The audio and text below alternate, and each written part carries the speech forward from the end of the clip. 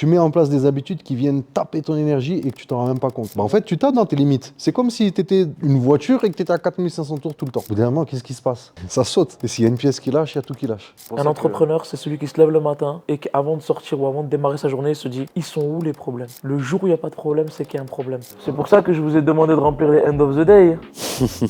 Ah, vous les entendez rigoler. Après, pour ma défense, moi je pense qu'il y a une habitude que tout le monde devrait avoir, en fait même en tant qu'entrepreneur, même en tant qu'humain, c'est de se mettre dans l'inconfort. Parce que si ça ne devient pas ton habitude, la performance, tu peux l'oublier. Ok guys, alors aujourd'hui on va parler d'un sujet qui est assez important dans la vente, c'est les habitudes à mettre en place pour performer. Parce que bon, on a tous des habitudes différentes, mais il y a forcément des points qui se rejoignent. On pense un peu sur la physiologie. Ça, c'est un sujet qui est important parce qu'on entend beaucoup de dérives. Donc avant, nous, c'est l'équipe DEA. On close chez Coleman Publishing depuis, pour ma part, 1 an, et sinon pour les gars, 2-3 ans. Et aujourd'hui, on a combien, Rachid, en cumulé sur ces 2-3 dernières années? Pas le chiffre en tête, mais en tout cas, là, sur 2024, on vient de faire 2,5 millions encaissés. Oui, parce que nous, on parle que en encaissé, forcément. On parle pas en tracté, généré, en pipe éventuel. C'est l'une des habitudes des dérives. Donc je vois que tu as l'air chaud. Je suis chaud. Tu vas commencer. Juste avant de commencer, c'est important de mettre un petit frame, un petit rappel sur pourquoi on a appelé ça DEA, donner envie d'acheter. Entre vendre et donner envie d'acheter, le résultat c'est le même, les gars, il y a une transaction financière. Sauf que avec l'approche en fait que nous on a consolidé sur ces 2-3 dernières années, c'est de la relation que découle la transaction et donc c'est beaucoup plus un savoir-être, une profondeur. Je pense que si tu as écouté les vidéos précédentes, il y a certaines choses qui vont te parler. On parle très rarement de closing, même si effectivement c'est du closing. On parle très rarement de vente, même si effectivement c'est de la vente. Mais on préfère donner envie d'acheter et voilà, je voulais juste faire ce petit rappel sur les habitudes. Il y a les habitudes qui sont sous l'ordre de construction massive et on a aussi des habitudes qui sont sous l'ordre de la destruction massive. Il faut avoir cette lucidité à voir parce que la ligne entre les deux elle est parfois fine et tu penses parfois que c'est une bonne habitude mais tu t'en aperçois pas, mais parfois quand tu te rapproches de l'extrémité tu tombes, mais tu tombes très rapidement et tu tombes brutalement. Et tout comme parfois tu as tendance à faire une habitude que tu penses mauvaise, tu as de la chance et c'est une bonne habitude et ça c'est profitable pour toi. Donc il y a vraiment cette distinction à faire entre c'est quoi déjà une habitude, c'est quoi une bonne habitude, c'est quoi une habitude qui te dessert, c'est quoi une habitude qui te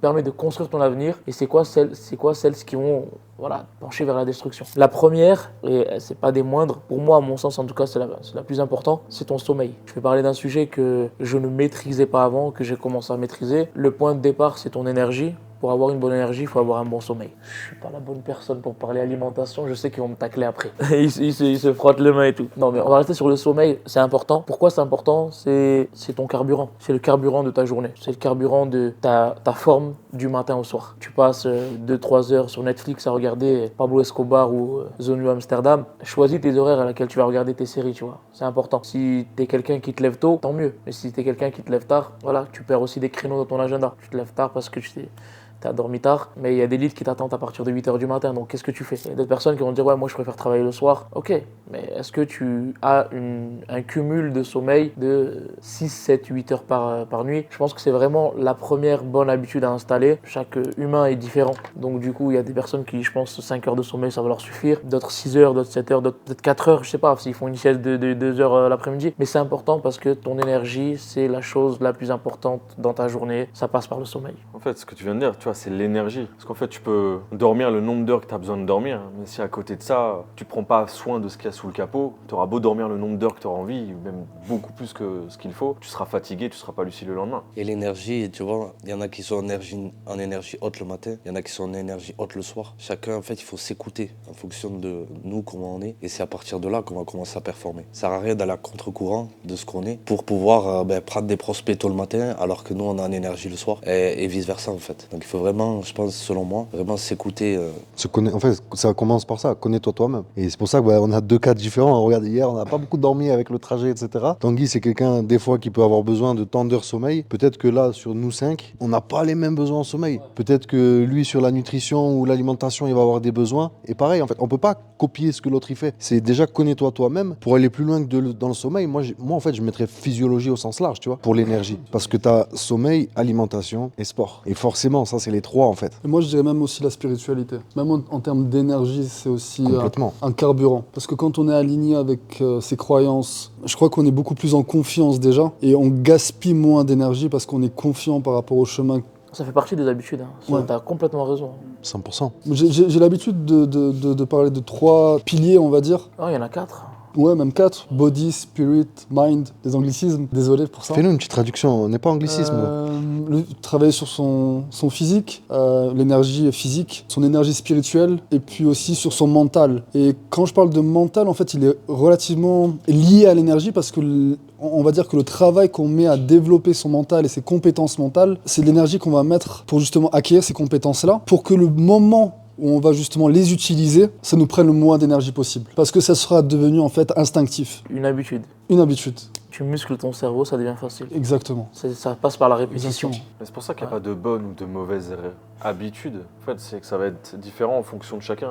Une bonne habitude chez Rachid va pas forcément être une bonne habitude Si. pour moi. Ouais, t'as Je me t'avais permets. raison. Moi, j'ai l'habitude de manger des sneakers, ça me fait du bien. Toi, je sais que ça te Non, rappelle ça bien. fait pas du bien, arrête. Laisse-moi tranquille. Là, on va rentrer sur un débat. Laisse-moi tranquille. Non, non, par contre, Mais- il y a mais- un truc, moi je pense qu'il y a une habitude que tout le monde devrait avoir, en fait, même en tant qu'entrepreneur, même en tant qu'humain, après c'est que mon avis, c'est de se mettre dans l'inconfort. Parce que si ça devient pas ton habitude, la performance, tu peux l'oublier. Là, c'est très bien ce que tu soulèves, mais l'inconfort, en fait, toi, tu as ta zone de tolérance. Et ta zone de tolérance, ça, elle est valable pour tout, pour ta santé. Donc toi, ta zone de tolérance, ce qu'il faut, c'est petit à petit sortir de ta zone de tolérance et l'élargir petit à petit. Si tu sors trop, c'est là que tu tombes dans la maladie, tu tombes dans l'excès, dans ce qui va pas. C'est quoi une zone d'intolérance et c'est quoi de l'inconfort? Quand je Si- dis Pour inconfort, parler des habitudes, c'est pas de se- c'est quoi une habitude inconfortable? En fait, si toi, par exemple, t'aimes bien traîner le matin jusqu'à 9h30, essaye de traîner jusqu'à 9h, tu vois, petit à petit. Aller en dans fait, des... chercher la définition d'une habitude confortable ou pas confortable, on va pas la trouver. Tu sais pourquoi? Comme tu dis, une habitude pour moi qui peut être bonne peut ne pas être bonne pour toi. Mais tu sais ce qui est pas bon pour toi. Tu sais ce qui est pas bon pour toi. Et tu sais ce qui est inconfortable. Arrêter les sneakers, pour mon ami, c'est inconfortable. Voilà, les sneakers, c'est inconfortable. Mais c'est confortable dans la bouche, mais c'est inconfort ailleurs. Bref, j'assume. Moi, j'ai réduit. Hein. D'ailleurs, si le coach sportif il me regarde là, dis-lui bien que j'ai remplacé les sneakers par les barres de chocolat Barbellis. Mais je crois que ce qui est fondamental, je voulais revenir sur ce que Tito a dit tout à l'heure, c'est une introspection personnelle en fait, se connaître soi-même, savoir ce qui est bon, ce qui fonctionne pour nous. Parce qu'on n'a pas tous le même mode de vie, on vit pas tous au même endroit, on vient pas forcément non plus des mêmes zones géographiques chacun, on n'est pas entouré par les mêmes personnes, certains sont avec leur famille, d'autres sont seuls, donc il faut aussi pouvoir gérer en fait cet environnement et ça fait partie de l'habitude parce que cette gestion va permettre justement d'être performant et de pouvoir justement se concentrer lorsqu'on a un appel de vente sur l'objectif et puis de laisser tout le reste de côté parce qu'on sait que c'est géré. Et tu vois, tu dis un point important, et justement, c'était la question que je voulais amener, et du coup, en fait, tu m'as amené à le poser. C'est en fait comment savoir quelle est une bonne et une mauvaise habitude, comment savoir et comment apprendre à se connaître. Et ben en fait, c'est grâce à ça, c'est grâce aux appels. Quand tu fais un appel, ou une journée, peu importe, en fait, c'est de traquer en fait ta journée, traquer tes appels, traquer tes semaines. Traquer en fait quand, ok, j'ai fait une bonne journée. Pourquoi est-ce que j'ai fait une bonne journée? Qu'est-ce que j'ai fait cette journée-là qui m'a permis de faire une bonne journée? Ah, là, j'ai fait une mauvaise journée. Qu'est-ce qui s'est passé ce jour-là ou la veille qui du coup s'est reproduit et a fait que j'ai passé une mauvaise journée. Et le fait de pouvoir marquer, traquer ça te permet de reproduire ce qui est bon pour toi et d'enlever ce qui est mauvais pour toi. Bien sûr. Mais traquer, c'est quoi? C'est traquer ce que tu fais bien, ce qui est validé et ce qui est amélioré. Parce que si tu tombes dans l'auto-sabotage de traquer, de mettre le focus que justement sur partie d'ombre un peu, tu vois, la partie que tu peux améliorer, etc., bah en fait, tu vas tomber dans toujours de l'auto-sabotage. Et si tu oublies dans cette introspection de voir qu'est-ce que tu fais déjà bien, c'est comme un appel. Hein. Dans un appel, tu débriefes un call, bah, c'est quoi les 3, 4, 5 points positifs qui sont déjà bien et c'est quoi les 3, 4, 5 points axes d'amélioration qu'il faut que tu travailles absolument. Et ça, c'est dans ta journée, c'est pareil. Dans une journée, c'est quoi les 3, 4, 5 choses bien qui sont validées et c'est quoi les 3, 4, 5 choses, les points, les axes d'amélioration que tu dois travailler sur le lendemain, sur la journée d'après, etc. C'est pour ça qu'il faut pas que tu t'arrêtes à une facilité. Ok, je sais ce qui est bien pour moi. Ok, mais il faut pas t'arrêter à la version globale de qu'est-ce qui est bon. C'est ok, c'est bon, comment est-ce que je peux l'optimiser? Bien sûr. Ce qui est mauvais, ok, pourquoi c'est mauvais? Comprendre aussi pourquoi est-ce que c'est mauvais. Si tu comprends pas, ça sert à rien. Tu sais toi pourquoi tu bois ça? Bah, parce que j'ai fait des recherches. Ok, c'est Je- quoi le résultat? Tu sens que c'est bon pour toi? Je me suis pas... Stop. Je me suis pas arrêté à une pub que j'ai vue ou quoi que ce soit. J'ai creusé le sujet. Je me suis intéressé, j'ai fait des recherches, j'ai regardé beaucoup de choses. Si je peux me permettre, mon très cher ami, malgré les recherches, on en a parlé la dernière fois, je me rappelle qu'on avait un désaccord notamment sur le petit déjeuner, tu vois, on parle d'alimentation. Par exemple, moi j'ai certaines habitudes, je commence à boire du miel dans de l'eau avec certaines choses, des figues aussi dans de l'huile d'olive. Et toi tu me disais que c'était pas bon. Non, non, alors... Tu me disais qu'il y avait justement, c'était une habitude qui donnait un pic de glycémie. Moi j'en ai besoin de ça. Donc c'est avant tout se connaître. Là, il y a une partie qui est théorique et il y a une partie qui est pratique. Et sans expérimentation, la théorie, elle sert pas à grand-chose. C'est pour ça que Ok. je disais qu'il y a des bonnes et des mauvaises habitudes. Ouais. Moi, je sais que ça, j'ai essayé, je me suis renseigné, j'ai essayé, j'ai vu que ça me faisait du bien, je continue. Et la bonne habitude de l'autre fille peut être une mauvaise habitude pour moi, peut devenir une mauvaise habitude pour lui. Et ça dépend aussi du timing. Parce qu'une mauvaise habitude, enfin une bonne habitude de l'autre fille qui serait une mauvaise pour moi aujourd'hui, pourrait être une bonne pour moi demain. Un truc qui va parler à tout le monde. Tu vois, on parle de ça. Le café. Je suis contre le café au réveil. À cause du cortisol, à cause de tout ça, je sais qu'il y en a qui vont être d'accord, je sais qu'il y en a qui vont pas être d'accord. Regardez, la majorité, vous prenez votre café, vous vous réveillez, bing, café. Moi, je fais ça, c'est mort. Ah, moi, Une le heure prends- plus tard, moi, je le prends redors. à 9h et à 23h. Voilà. Bonne habitude, mauvaise habitude. Chez vous, ça peut être une bonne habitude, ça fonctionne, Je ça a connais aucun mes impact. limites. C'est exactement ça. Les limites sont importantes parce que on parle d'habitude, tu vois. Et si tu commences à mettre des habitudes, on parlait d'habitude et d'énergie. Tu mets en place des habitudes qui viennent taper ton énergie et que tu t'en rends même pas compte. Bah, en fait, tu tapes dans tes limites. C'est comme si tu étais une voiture et que tu étais à 4500 tours tout le temps. Au bout d'un moment, qu'est-ce qui se passe? Ça saute. Et s'il y a une pièce qui lâche, il y a tout qui lâche. Donc, vaut mieux éviter ça et avoir vraiment cette connaissance de soi-même. Et c'est pour ça que j'ai les sneakers. Les sneakers, c'est le remède de Tu vois, le café à 23h, peut-être que ça n'a pas d'impact là en ce moment, mais peut-être que vu que c'est pas bon, si on prend le niveau vraiment, je sais pas, statistique, j'en sais rien, un café à 23h, normalement c'est pas bon. Sur le sommeil, sur la récupération, tu vois, tout à l'heure, c'est pour ça que je disais tout à l'heure, il n'y a pas que le sommeil, il y a la récupération. Boire un café à 23h, je pense qu'à long terme, sur ta récupération, c'est pas bon. Après, c'est ce qu'on disait, tu vois, tout à l'heure, ta zone de confort, ta zone de tolérance. Ta zone de tolérance, peut-être que toi, un café à 23h, c'est hors de ta zone de tolérance. Peut-être pour Rachid, c'est dans sa zone de tolérance. Mais en termes de récupération, tu parlais. Zidane, il connaît la récupération quand même. Excusez-moi les gars, vous avez interrompu Justin. Il était en train de dire quelque chose de super intéressant et vous êtes en train de débattre sur les compléments alimentaires. Laissez-moi avec mes sneakers les gars. Vas-y Justin. En fait, il y a un truc qui s'appelle la loi de l'hormèse, tu vois, c'est exactement ça. Toi, en fait, tu as ta zone de tolérance et le but, en fait, pour aller en meilleure santé et augmenter, devenir meilleur chaque jour, c'est sortir progressivement de ta zone de tolérance, mais petit à petit. Donc, te connaître, t'écouter, toi seul sais quelle est ta zone de tolérance et en sortir petit à petit. Et c'est là que tu vas grandir et devenir meilleur, un meilleur être, un meilleur toi-même. Est-ce que tu as un exemple? Ouais, par exemple, le sport. Toi, tu sais à un moment donné où t'en peux plus, où t'as plus de souffle, etc. Donc si tu fais, toi, un sprint et que t'es à bout et que t'en peux plus, là, le lendemain, tu vas pas y aller. Par contre, si toi, tu y vas doucement, crescendo, et que tu sais où elle est ta limite, et que petit à petit, tu vois que là, tu arrives à ta limite, et tu fais un petit peu plus. Là où t'en peux plus, c'est là que tu vas chercher le petit plus. Et là, t'arrêtes. Et après, ça passe par une zone de récupération aussi. Ça, si tu le transposes dans le business. Aujourd'hui, toi, c'est quoi ce petit, ou nous, hein, chacun de nous, hein, c'est quoi ce petit truc en plus de la limite que chaque jour, chacun de nous, on met en place, tu vois, dans nos routines, dans nos habitudes pour performer. Toi, par exemple, c'est quoi un premier truc qui te vient comme ça dans tes routines du quotidien? Moi je peux te répondre tout de suite, j'ai quelque chose de frais dans la tête. Juste ce matin quand on s'est réveillé, voilà, on s'attendait pas à une journée comme ça. Normalement on n'aurait pas dû être là aujourd'hui, dans une période comme ça, où moi je vous invite et je vous accueille, je vous reçois chez moi, avoir une coupure d'électricité générale comme ça, à 8h du matin, alors que vous avez une journée de call. Le Rachid il y a 3-4 ans, il aurait pas été en mode lucide, il aurait été énervé contre la Terre, contre EDF, contre l'État, contre le service, contre les électriciens, contre tout. Et ça aurait été quoi les conséquences? Les conséquences c'est que ça n'aurait avancé à rien, on n'aurait pas trouvé de solution. T'aurais perdu de l'énergie? On n'aurait pas perdu de l'énergie, On aurait fait ce beau pif ce matin? on n'aurait pas fait le pif ce matin, on aurait peut-être été désagréable entre les uns et les autres, peut-être des tensions, énormément de choses. Et en fait, quand je suis tombé dans cette situation, la première chose que je me suis dit, alhamdoulilah, ils sont là les problèmes. Ça ramène à quelque chose, ne laisse pas l'extérieur te bouleverser ton intérieur. Ils sont là les problèmes. Et en fait, c'est un principe. C'est une habitude, quand tu te lèves le matin, avant de sortir de chez moi, c'est une habitude, j'ai hâte de découvrir les problèmes. Bah en fait, derrière le problème, il y a une bénédiction. Donc c'est même où sont les problèmes? Allons chercher les problèmes. Un entrepreneur, c'est celui qui se lève le matin et qu'avant de sortir ou avant de démarrer sa journée, il se dit, ils sont où les problèmes? Le jour où il n'y a pas de problème, c'est qu'il y a un problème. Quand il n'y a pas de problème, c'est qu'il y a un problème. Cherche-le. Et comment toi tu traites les problèmes, comment tu agis face à ces problèmes, face à ces épreuves là que tu vas vivre au courant de ta vie. Si on reprend juste l'exemple de ce matin, Tanguy, en combien de temps on a résolu le problème? Mais en pas longtemps. Et tu vois ce que Moins d'une heure? Mais en Moins fait, d'une heure. regarde, il y a toi, par rapport à ce que tu as dit, entre le Rachid il y a 4 ans et le Rachid de maintenant. C'est pour ça qu'il y a un truc aujourd'hui que j'essaye de faire, qui des fois est pas facile, hein, et que j'essaye de prendre beaucoup de recul, c'est que quand il se passe quelque chose, on va dire une circonstance. Bah, la circonstance, en fait, t'as aucun contrôle sur ce qui se passe. T'as aucun contrôle sur ce qui est en train de se passer, que ce soit un accident, que ce soit une coupure d'électricité, que ce soit...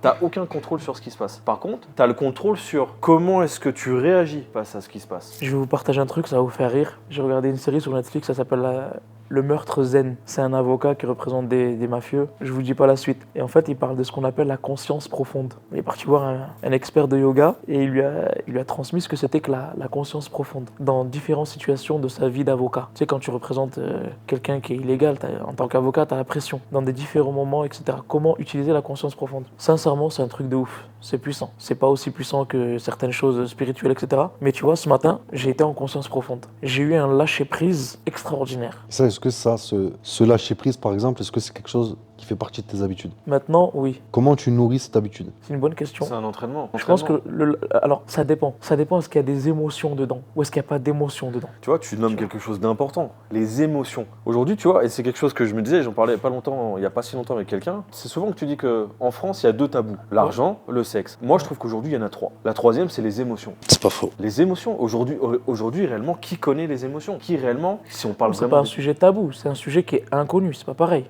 Inconnu. Pas pour tabou. Mais pour beaucoup, tabou. Quelqu'un, tu vois, tu parles de peur, tu parles de beaucoup de choses. Peut-être Si que c'était pour tabou toi, aujourd'hui, on n'arriverait peut-être que pas à pour- closer. Mais quand tu rentres réellement dans le sujet, pour combien justement c'est dur d'aller dans ce sujet-là? Et pourquoi c'est dur? Donc c'est tabou pour le closer. Non, justement, nous, on arrive à y aller. Et nous, le but, c'est d'arriver à faire ouvrir la personne sur ce sujet-là. Mhm. Mais pour qui, de base, des fois, c'est très inconfortable. Parce que des fois, elle sait pas réellement, en fait, poser la question sur ses émotions. Elle s'est pas posé la question, autrement dit, elle n'a pas eu le prise de conscience, mais ça veut pas dire que c'est tabou. Peut-être que pour certaines personnes, si. C'est Mais pas évident. Là, on parle des 2 sujets tabous en francophonie. Là, tu m'as dit il y en a 3. Moi, je pense pas que le 3e il soit justifié. Il y a le. De toute façon, le l'argent fond et le pouvoir, c'est et il y a la forme. dans le monde. Hein. Si tu me parles du domaine du sexe ou de l'argent, le fond et la forme, ça peut être douloureux. Mais les émotions, quand tu arrives à mettre de la forme, tu arrives à toucher le fond. C'est une question d'expérience. Et pour revenir effectivement au point de départ, la question qui était intéressante qui m'avait posée sur le comment je nourris ce lâcher-prise, je te dis ça dépend. Est-ce qu'il y a des émotions ou il n'y a pas d'émotions? Je te donne un exemple. Si il s'agit de ma famille, donc mes parents, mes frères et sœurs, mon épouse, mes enfants, vous, là, il y a quelque chose qui se passe. Parce qu'il y a des émotions. Donc du coup, le lâcher-prise va être un peu plus dur, voire parfois dur.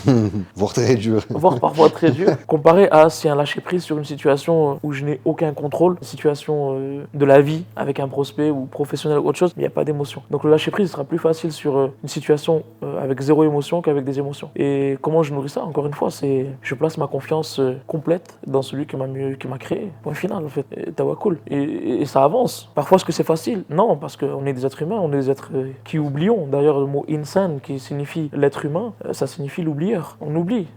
C'est ok d'oublier, mais Parce qu'en fait, tu essayons te rends d'oublier le compte moins que possible. t'es pas aux commandes finalement. Que c'est pas toi qui contrôle tout. Toi, t'es juste en train de faire des petites causes et tu peux juste que placer ta confiance en fait. Tu vois, ça fait partie, là, on rebondit directement sur une des habitudes, le côté spirituel. Le côté spirituel, tout dépend de en quoi tu crois, c'est quoi tes croyances, c'est quoi ta spiritualité. Il n'y a pas de débat là-dessus. Mais c'est effectivement aussi une habitude qui peut t'aider à être en haute énergie. On parlait de ça tout à l'heure. L'énergie, Ouais. la physiologie, c'est clair. Hein. Ouais. 100%. S'il vous plaît, ne me parlez pas de physiologie aujourd'hui, on vient de tabasser une pastella au poulet, une pastella au poisson. Ne me parlez pas de... Attends, on n'a pas ouvert les sneakers encore. Pas le cas, c'est pas la généralité de tout le monde. Il y en a qui ont défoncé la pastilla, il y en a qui ne l'ont pas défoncé, qui se sont vengés sur la salade. Genre, Il y en a qui ont totalement des habitudes alimentaires saines. Moi, Ouais. j'ai défoncé la Je vous salade. regarde j'ai pris un droit dans petit les bout yeux. de pastilla. Il est presque 23h et le jeune homme vient de me dire est-ce qu'il n'y a pas un Uber Eats là, il freine pour se faire livrer un milkshake au Kinder Bueno. Et après, on parle de physiologie. Enfin bref, continuons le sujet. Parlons pas d'alimentation aujourd'hui. Non, de toute façon, la physiologie, c'est clair, c'est pour tout le monde, ça va être un degré différent, mais on doit donner envie d'acheter. Ça passe par l'énergie, les gens achètent notre énergie. Ça passe par forcément la meilleure régulation de ton écologie, préservation de ton énergie. Ça passe partout finalement. Moi j'aimerais te demander si, à un de vous, là, si vous avez, depuis peu par exemple, mis des nouvelles habitudes en place que vous sentez qui vous ont vraiment fait un bond en avant. Toujours sur le domaine professionnel, du business. Alors ça peut être des habitudes personnelles que tu as mis en place qui t'ont bien aidé, tu vois, dans ton business. C'est beaucoup de choses. Tu vois, ça passe, tu vois, santé, après le médical aussi. Mais il y a aussi l'environnement de travail. Si toi, tu as des enfants et que c'est pas trop, tu vois, c'est pas écologique pour toi d'être là entre les cris et que t'es pas à l'aise, prends-toi un bureau ou essaye de faire en sorte de te mettre un peu à l'écart, tu C'est vois. ce que tu avais fait, toi, je me rappelle, pour le challenge. Et ouais. T'avais carrément pris Et un ça, Airbnb vraiment, et tout. mets les conditions, mets le maximum de ton côté pour réussir en fait, tu vois. Ça passe par ton lieu de travail, quand tu as un cadre, tu vois, tu te payes un bon bureau, bon siège de bureau, bon casque, ça peut être n'importe quoi. Tu as des idées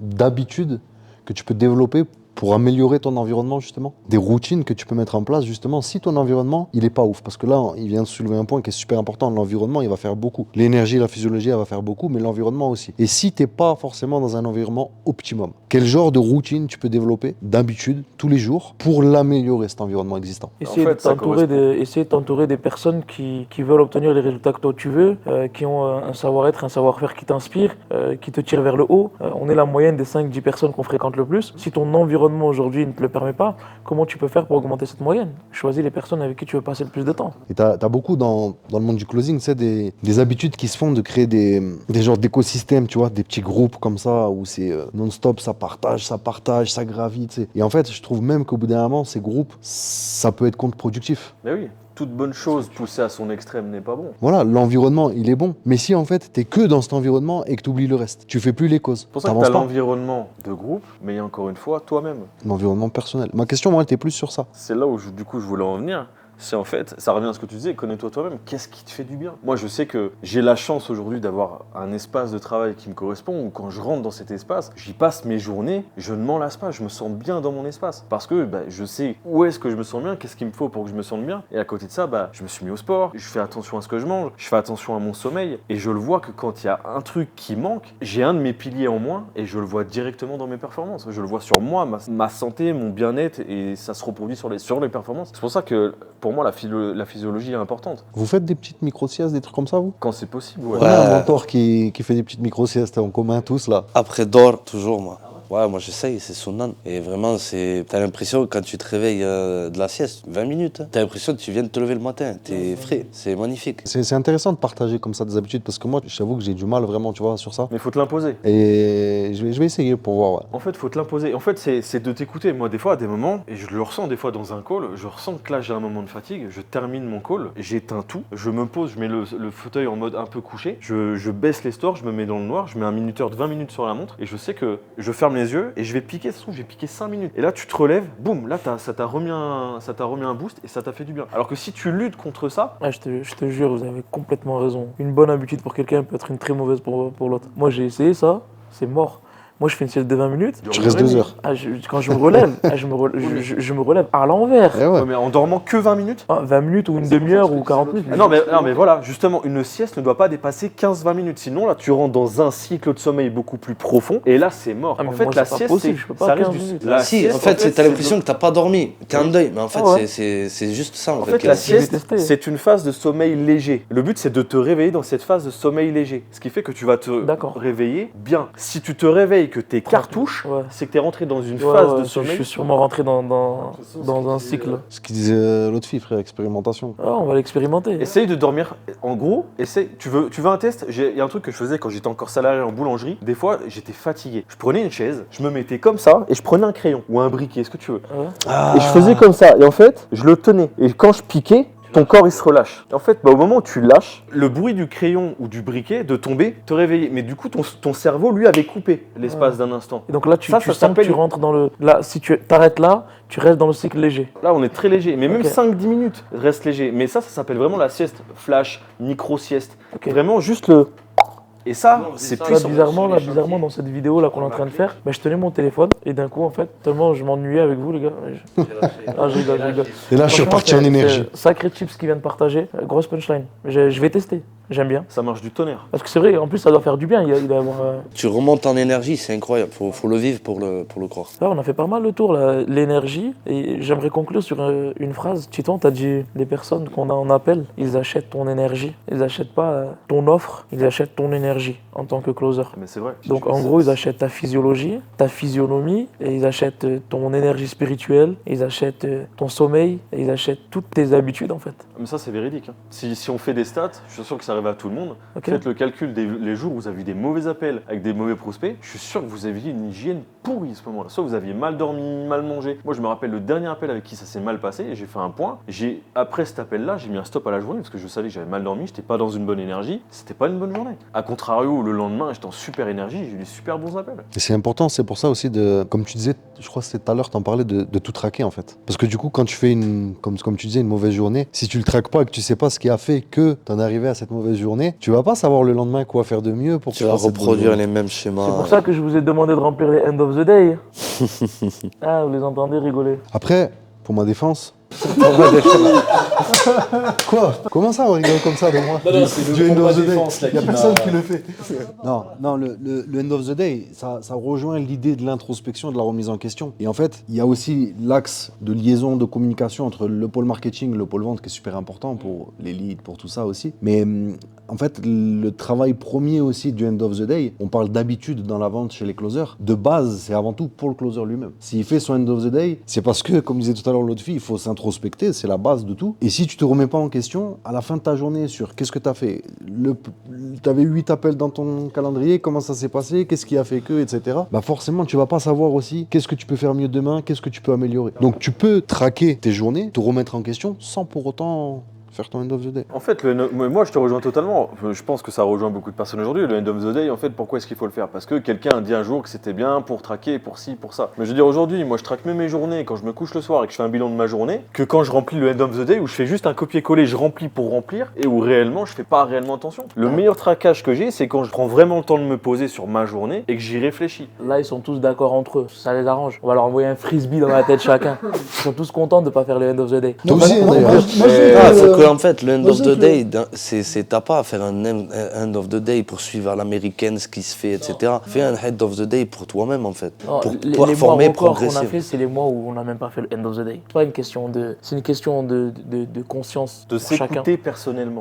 Quand on demande à un closer de faire son end of the day, généralement c'est un closer qui a pas assez d'expérience ou c'est un closer qui a de l'expérience mais qui a du mal à se connaître soi-même. Mais tu peux aussi faire ton end of the day et ne pas t'être vraiment remis en question et ne pas faire ton end of the day et te faire une remise en question profonde à la fin de la journée. Il n'y a pas de bonne ou de mauvaise habitude, c'est pour ça que je ne l'impose pas moi de mon côté. Mais je pense qu'il est important surtout, c'est ce qui va au-delà des appels en fait, dans l'end of the day. C'est qu'est-ce qu'on a fait pour nous, qu'est-ce qu'on a fait pour notre entourage, qu'est-ce qu'on a fait pour notre spiritualité en premier lieu d'ailleurs. J'aurais dû le citer en En premier. fait, le end of the day, tu vois, tu le remplis, c'est histoire de remplir, histoire qu'il y ait des trackings, mais les trackings indirectement, on est toujours en train d'échanger, il y a une grosse communication dans le truc, tout est déjà traqué. En vrai, réellement, le end of the day, je pense que pour la majorité, on fait un copier-coller, on remplit pour histoire de remplir.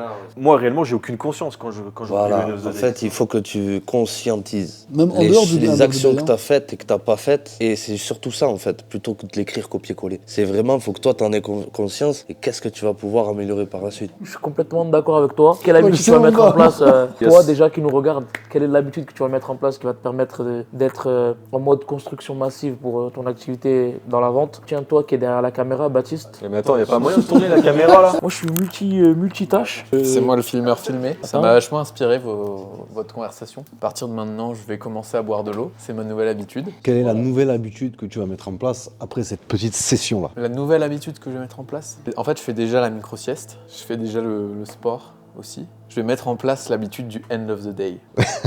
Bien. Sérieux? Bah ouais. C'est Non, vrai. mais fin de journée. Est-ce que la journée a été gagnée? Comment on gagne demain? Vas-y, je t'envoie Voilà. le format du end of the day, tu l'adaptes Ouais. pour toi. Moi j'aime bien Qu'est-ce qui ça. était bien? Qu'est-ce Ouais, qu'on va grave. faire demain Qu'est-ce pour que j'ai gagner bien fait? De quoi je peux être content? De quoi je peux être Ouais, fier? Qu'est-ce que j'aurais pu mieux faire? Qu'est-ce que je ferais mieux demain? Est-ce que j'ai gagné ma journée? À la base, le end of the day, c'est pas fait uniquement pour la vente, hein. C'est fait pour l'entrepreneur. Ouais. C'est après que ça a été adapté au métier sales.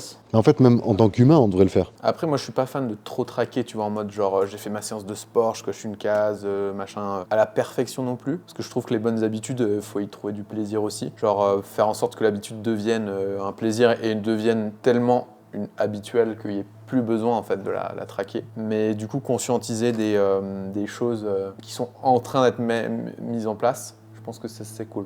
Baptiste, merci beaucoup.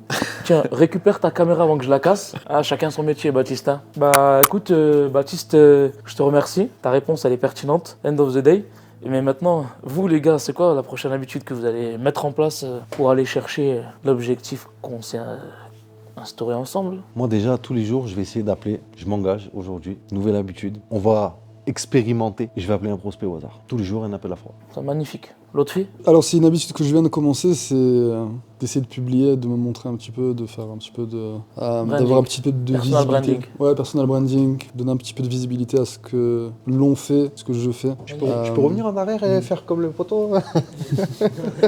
Après, chacun partage son habitude. Ah, je Rien ne rigole. t'empêche On peut de s'en l'apprendre. inspirer. En vrai, J'ai limite envie de botter en touche. Là, je sais pas du tout. Là, vous me collez. Non, il n'y a pas de bottage en touche. Là, vous me posez une colle en vrai. Ça peut être un sneakers. Une nouvelle habitude. Ouais, une nouvelle habitude. Ou une habitude que tu as envie d'enlever, peut-être. Il y a de mauvaises habitudes qui sont On énergivores. en a Ouais, tous, c'est vrai, hein, c'est trop vrai, il a de raison. téléphone, trop de Quelle est trop de l'habitude que temps tu vas sur mettre en les place ou écrans. quelle est l'habitude que tu vas enlever? En vrai, l'habitude que je suis en train de travailler, et j'en parlais tout à l'heure, c'est d'apprendre à plus m'écouter. Parce que je suis quelqu'un qui est très dur envers moi-même et qui des fois ne s'écoute pas. Et quand je m'écoute pas, j'en paye un prix. Moi, ça serait de plus prioriser. Donc, ça rejoint plusieurs choses, hein, mais pour moi, prioriser, là, on a tellement de choses, on a les téléphones, on a les trucs, on a 200 à l'heure chacun. Qu'est-ce qui est plus important pour moi et qu'est-ce qui est prioritaire par rapport à d'autres? Et focus là-dessus. Et quand ça c'est fait, après le reste, je passe à la suite. Et personne qui a dit de reprendre les 10 000 pas. On avait fait ça l'année dernière à un moment, on tenait bien. Hein. Je l'ai fait déjà, moi. Et là, on le fait plus, là. On va reprendre, non, cette habitude-là, c'était bien. Surtout que les 10 000 pas, si on en parle,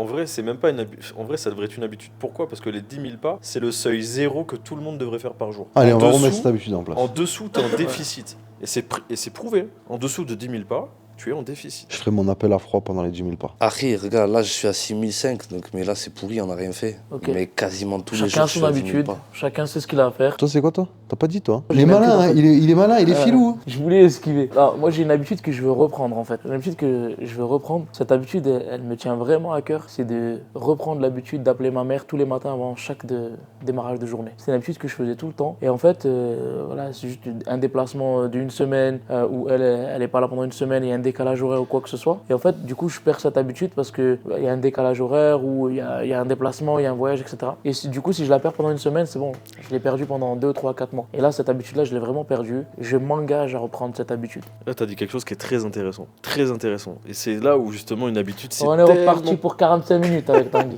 Ah non, mais en vrai, t'as dit quelque chose qui est très intéressant. Une habitude, c'est quelque chose qui est déjà très compliqué à mettre en place. Mais qu'est-ce que c'est facile de l'oublier, de passer à la trappe. Ah, grave. Et c'est là où, justement, mettre en place une habitude et surtout la maintenir, ça tient même pas de la motivation ou quoi que ce soit. Ça tient vraiment, mais purement de la discipline. Mais du plaisir aussi, comme a dit Baptiste tout à l'heure. Moi, je suis assez aligné avec ça. Pour adopter une habitude, il faut y prendre du plaisir. Et donc, une habitude qui n'est peut-être pas forcément bonne, tu vois, ou alors, pardon, pas forcément bonne, mais qui peut être bonne, mais que tu n'aimes pas, c'est de trouver le moyen d'y mettre du plaisir pour l'adapter à toi. 100%. Récemment, j'ai écouté une vidéo d'un gars qui est très très bon en conférence. Il disait aujourd'hui, vous savez pourquoi c'est pas les gens intelligents qui changent le monde. Regardez autour de vous. C'est vrai? C'est pas C'est vrai? C'est pas ceux qui ont fait HEC, l'EMSEC, les écoles de ouf qui changent le monde. Ce sont les gars qui sont disciplinés. L'intelligence aujourd'hui, c'est juste l'intelligence. Mais les gens aujourd'hui qui réussissent et qui arrivent à avoir de l'impact, c'est les gens qui sont disciplinés, qui ont de la discipline. Et ça commence par la discipline dans tes habitudes. Absolument. Je pense qu'on a une bonne conclusion. Justin, je te donne le mot de la fin. En tout cas, les habitudes,